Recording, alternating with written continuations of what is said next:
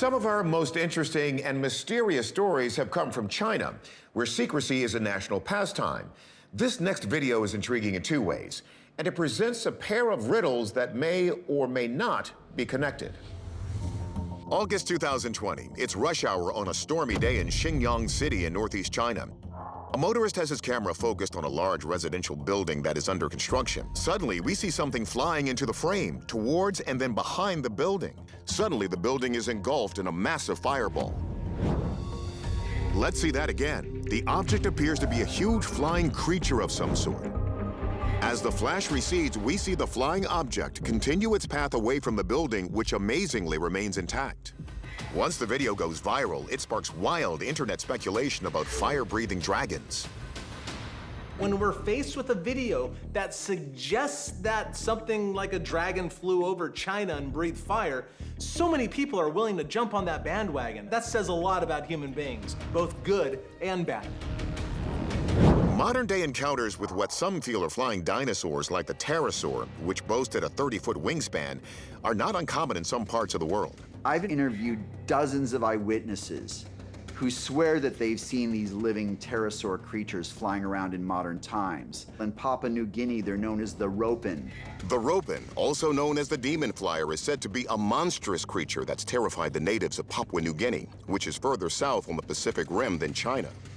In 1986, a man was even said to have been killed by a ropin and eaten in front of his fellow villagers. While it seems highly improbable that these animals could still be around, there are many sightings and accounts, and I think we can't totally rule out the possibility. But even if we entertain the notion that this could be a relic pterosaur, that wouldn't explain the massive explosion. Some internet sleuths put forward another theory involving secret Chinese laser weapons. As recently as July of 2021, a research team in Shanghai announced they had achieved a technological breakthrough that will allow them to build the most powerful laser on the planet. Remember, we have two questions to answer here. Not only what caused that big flash, but what was that thing we see in the air? And just so you know, we tried tracking down whoever shot the video with no luck, which is always reason to ask if the footage is even real. So, our experts have plenty to sort out. Let's get to it.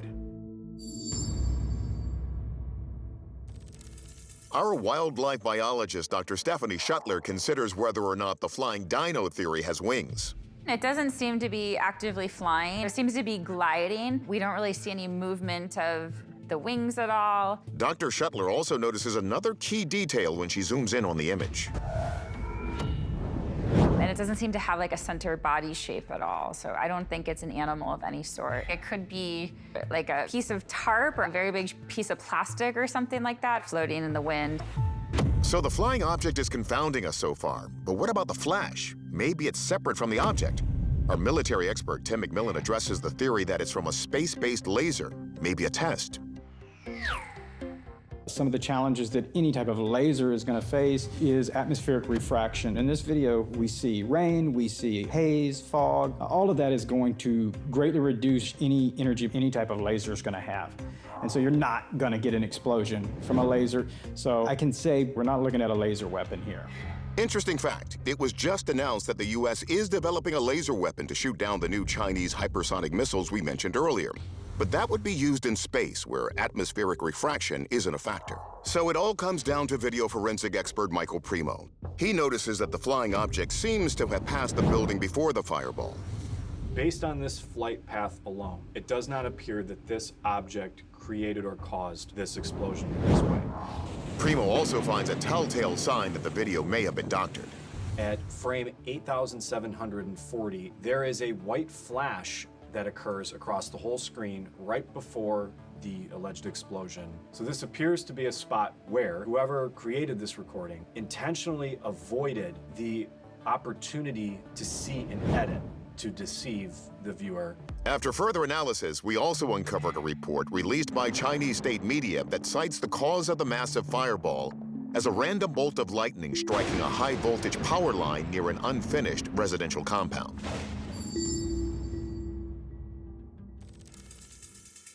So, we know what caused the flash. It was lightning striking nearby power lines. That doesn't explain what was flying around before the lightning strike. But thanks to our ace forensic video expert, we're confident declaring that part of the video a pianju. That's Chinese for hoax.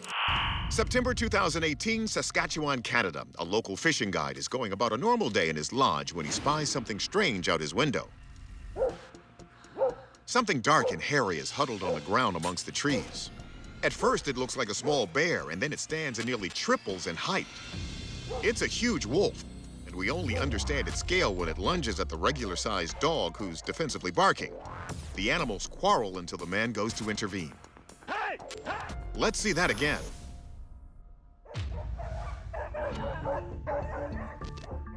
This large shape suddenly becomes animated and springs up and charges at the dog. And much to my shock and horror, it appears to be a wolf of mind-boggling proportions. It's truly monstrous. Field researcher Ken Gerhardt tells us of the giant wolf's prominent stature in folklore. There have long been legends of monstrous, bloodthirsty wolves. In France, we have the beast of Gévaudan. In Alaska, there's something known as the Amarok, or demon wolf. And nearby in the Nahanni Valley of Canada, we have something known as the Wahila. The Nahanni Valley is also known as the Headless Valley because the decapitated bodies of prospectors and trappers have been found there and have been linked to the legend of this giant wolf-like Wahila. So we have these long enduring traditions of giant wolves, and we have to wonder if there might be a grain of truth to this legend. Some have speculated that this wolf might be more familiar than we think, a creature not from the realm of legend, but from our own prehistory. The largest gray wolves, Canis lupus, have been known to achieve weights of about 200 pounds. But if we go back over 10,000 years ago to the Pleistocene epoch, there were these monstrous bone-crushing wolves known as dire wolves, Canis dirus. A relic population of dire wolves may have survived as recently as 4,000 years ago in Arkansas's Ozarks. We could be dealing with a dire wolf genetic code that's been locked into modern wolves and is now resurfacing in this remarkable individual. An interesting note about that French beast of Gévaudan. Though that monster wolf lived on and kept killing after being driven off by a young boy, that kid was rewarded for his bravery. King Louis XV paid for his education. Now let's get the educated opinion on this specimen. Could there be something off about this wolf's genetics? Some sort of mutation? There is a phenomenon called an atavism, where a creature has traits from its ancestors preserved in its genes. However, it's unlikely in this case, as atavisms aren't likely to manifest in the form of a canine size. An extra toe is more likely. Then what's going on here? Wildlife biologist Stephanie Shuttler isn't crying wolf, she's crying hoax. To me, it didn't look like the dog was in danger. That was really suspicious. So that's what makes me think that it was CGI. When someone suspects a fake, we call in Michael Primo, our forensic video analyst. It's my conclusion that there is no additional information that was introduced into these recordings that would be similar to something that was CGI'd or manufactured. With the clip appearing to be legitimate, biologist Floyd Hayes discusses the creature's resemblance to the dire wolf. The dire wolf is a little bit larger than a wolf with a larger head and smaller feet. What's more, the dire wolf had shorter, stockier legs to keep them warmer during the cold winter months. The wolf we see here is proportioned much more similarly to our modern-day canine. So with all other possibilities unlikely, Hayes says it's just a gray wolf. But there's a surprise. He did a size calculation and found this specimen to be one of the largest wolves ever documented. Hayes says the dog looks like a type of husky, which tend to grow a little over 2 feet tall and around 60 pounds. And the wolf looks about 1.5 times larger than the dog here. Hayes guesses this wolf is about 3 feet tall and 6.5 feet from end to end. That's longer than most men are tall. And what's more, it's nearly a record. Compared to the largest wolf ever recorded, Hayes thinks this is only half an inch shorter. So this wolf is truly a gargantuan. Incredible. Our verdict, an actual wolf who just happens to be quite large for his species. This is not a supernatural creature, but he is an outlier. How he got that big is still a mystery. But we know he's a loner who probably branched off to form his own pack. October 2016, Craig McKay of Alaska's Bureau of Land Management is overlooking the Chena River in Fairbanks when he notices something extremely peculiar in the water. It looks to be around 20 to 25 feet long, and when we zoom in, it appears to be swimming against the current. I looked down and saw this really bizarre object. It was much larger than anything I'd seen in the river, and it was undulating or swinging back and forth in the current. It was really spooky. Given the location of this discovery, field researcher Ken Gerhardt says we should consider the local folklore. In Alaska, we do have a number of legends of water creatures. The Inuit culture talks about something called the Tizharuk, which is a long serpentine animal with a long head, a prominent tail fin. There are many tales of the Tizharuk actually snatching people off of bridges or out of canoes and devouring them voraciously. Gerhardt says descriptions of the Tizharuk vary, but the most terrifying form is said to be a giant eel-like creature with transparent skin, which not only allows observers to see still digesting victims, but also makes the creature less visible when stalking its prey. In addition, we have the Lake Iliamna monster, which is also known as the Jigignak. This particular monster has been reported several times.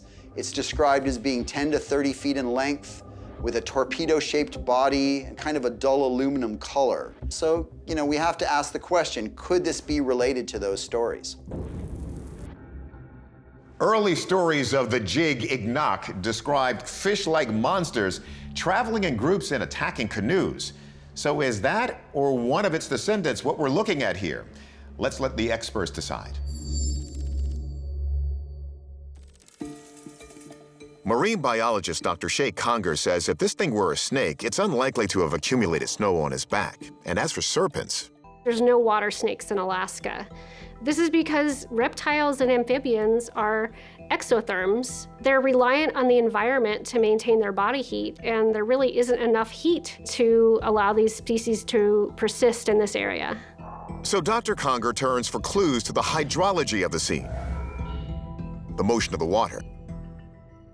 It seems to kind of be moving back and forth through the water, as you would expect an animal with a tail to be swimming against the current. But hold on, look again.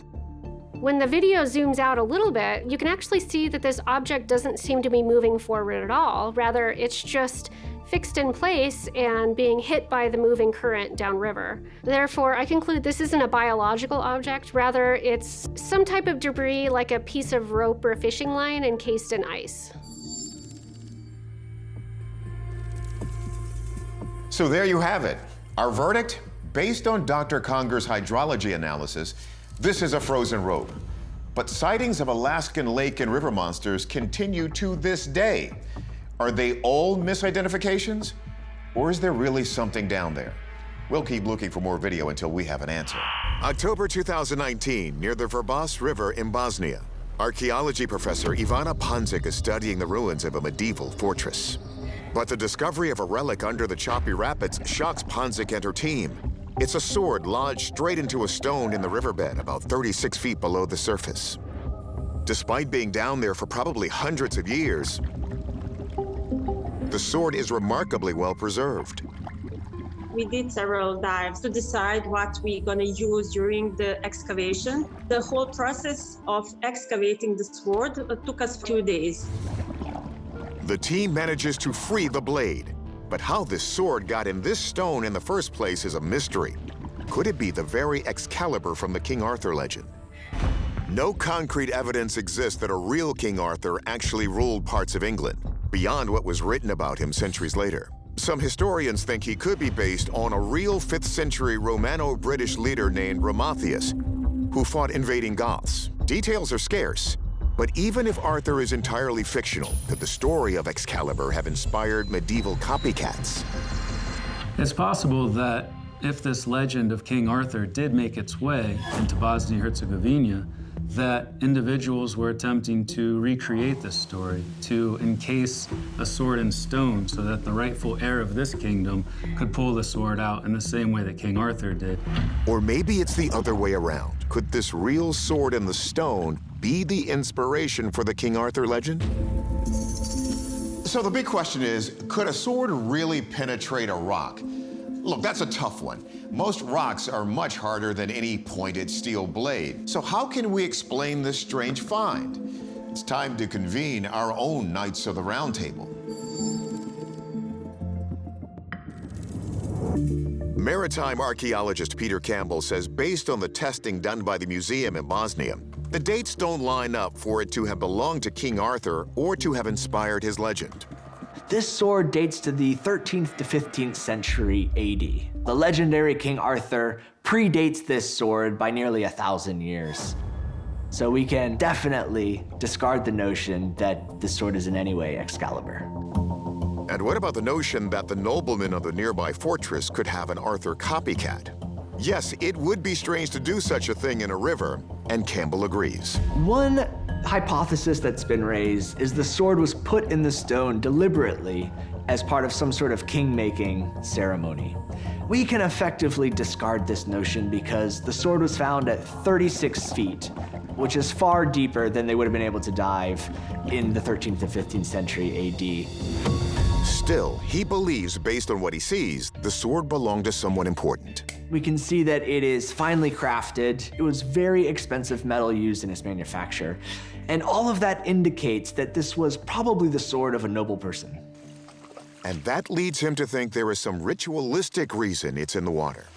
There's actually a very well-developed tradition, especially in Europe, of discarding of swords and armor in rivers, lakes, and bogs. And this dates from the Bronze Age all the way up through the medieval period.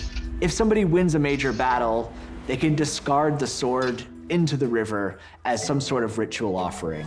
And as to how it ended up lodged in the stone. Frequently, we see heavy objects deposited in rivers that work their way down with the current into sediment or into rocks. And then it has many centuries of wiggling and burrowing down into the cracks. The metal is also corroding, attaching it to the rocks, and sediment is filling in, and it's becoming rock itself. This explains why the sword appeared to be stuck in the rock. In fact, these are normal site formation processes, as we call them, for river environments.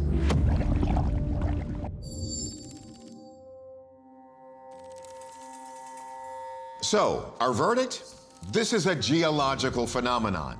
The sword didn't penetrate the stone built up around the sword. However, the sword's true origin and owner still remain a mystery.